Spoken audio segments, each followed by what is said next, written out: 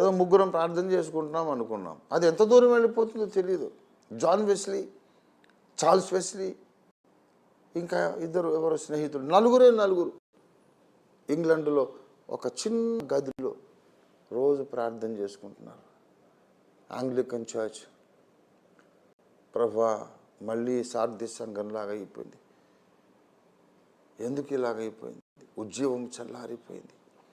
ప్రభా, నీ ఉజ్జీవాన్ని పంపించమని.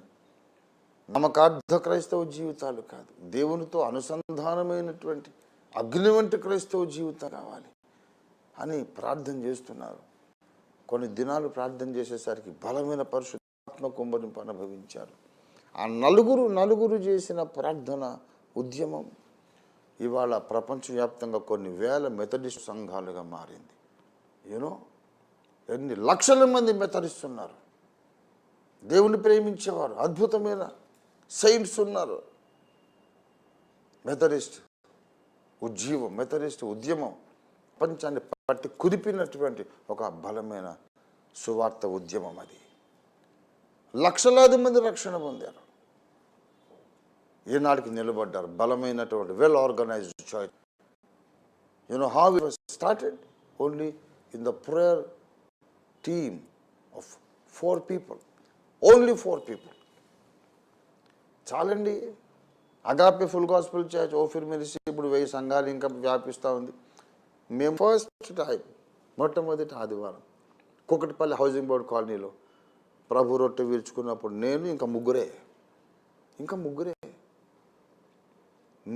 ముగ్గురు Stephen Satyanarayana, Stephen Shankaraiah, Stephen and Prabhu Kumar and Das, నేను ముగ్గురు. వాళ్ళ ముగ్గురు, నేను నలుగురు. ప్రభు రొట్టె విరిచి ఇలాగా ఇస్తే చట్టుకున్న 1 minute అయిపోయేది.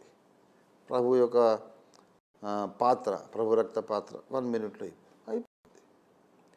నలుగురం మేము చాలు. నలుగురు అంటే చిన్న నంబర్ కాదు. ప్రపంచాన్ని తగలబెట్టేంత పెద్ద శక్తి అవుతుంది అది. తగలబెట్టడం విధ్వంసం కాదు, పునీతపరిచే అగ్ని బాప్తిస్మానికి ఇది సాధనమవుతుంది. భౌతికమైన అగ్నితో తగలబెడితే విధ్వంసం జరుగుతుంది. పరిశుద్ధాత్మ అగ్ని జ్వాలలతో కాలిసే పవిత్రీకరణ జరుగుతుంది. కోట్ల మంది ధన్యులవ్వడం జరుగుతుంది. We need the fire of the Holy Spirit to come and burn this, to make it holy place, to make it a heavenly place. We need the power of the Holy Spirit to come upon our lives and upon our planet. ప్రభునందు ప్రియులారా, చిన్న నలుగురు ప్రార్థన చేస్తే దీని ఫలితం ఎంత దూరం పోతుందో మనం ఊహించలేము. నీకు తెలియకుండా దేవుడు నీ ద్వారా ఎన్నో బలమైన కార్యాలు చేయిస్తూ ఉన్నాడు. పరలోకానికి వెళ్ళిన తర్వాత దేవుడు మనలో చాలామందికి బహుమానాలు ఇస్తాడు. తీసుకో బిడ్డ, ఇదిగో నీ ద్వారా ఇది జరిగింది. నేనెప్పుడు చేశాను తండ్రి, నేనెప్పుడు చేశాను నీ పని, నాకెందుకు బహుమానం ఇస్తున్నాను? నాకు ఆశ్చర్యంగా ఉంది. నాకేం చేతది అనుకున్నాను, నా ద్వారా ఏం సేవ జరగదు, నాకేం తెలియదు అనుకున్నాను. నాకు ఇంత గొప్ప బహుమానం ఇస్తున్నావు తండ్రి. ఈ కోట్లాది మంది పరిశుద్ధుల ముందు, కోట్ల మంది దేవదూతల ముందు, స్వర్గలోక నివాసుల ముందు నన్ను ఇంత హెచ్చించేశాను. నేను ఎప్పుడు చేశానంటే, నీ చేత నేను జయించానులే, తీసుకో బహుమానం అంటాడు. పరమ తండ్రి ప్రేమ ఎంత గొప్పదో న్యాయపీఠం ముందు మనకు తెలుస్తుంది.